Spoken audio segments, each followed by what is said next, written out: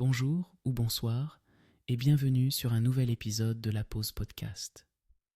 On se retrouve aujourd'hui pour explorer ensemble une petite merveille du quotidien, un objet si simple mais si essentiel, le minuteur de cuisine.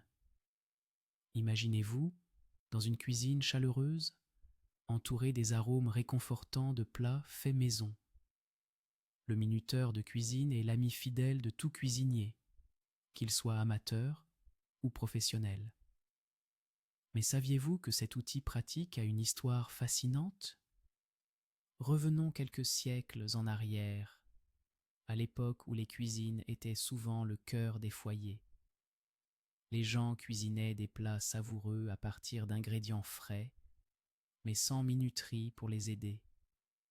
Cela menait parfois à des désastres culinaires, comme le pain brûlé ou les soupes trop cuites. Les cuisiniers cherchaient désespérément un moyen de suivre le temps. C'est alors que dans les années 1800, les premiers minuteurs mécaniques ont vu le jour. Ils étaient souvent fabriqués en métal, avec une cloche qui sonnait à la fin du temps imparti. Ces minuteurs ont rapidement gagné en popularité dans les cuisines, car ils permettaient aux cuisiniers de se concentrer sur d'autres tâches pendant que leurs plats cuisaient. Les années ont passé et les minuteurs ont évolué. Au fil des décennies, nous avons vu l'apparition de modèles de plus en plus ingénieux, intégrant des fonctionnalités comme des alarmes visuelles et, plus récemment, des minuteurs numériques.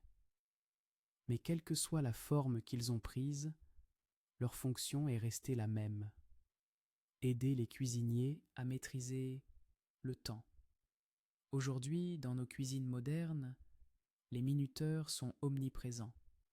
On les trouve sur nos téléphones, nos fourneaux et même dans nos montres intelligentes.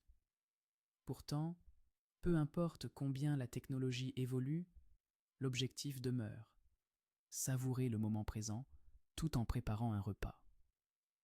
Alors, la prochaine fois que vous utiliserez un minuteur de cuisine, prenez un instant pour apprécier son histoire.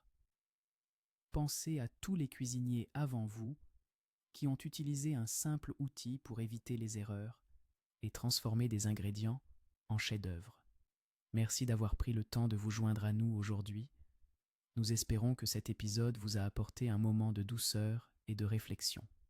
À très bientôt pour un nouvel épisode de la Pause Podcast, où nous vous invitons à prendre une pause, à respirer et à apprécier les petites choses de la vie.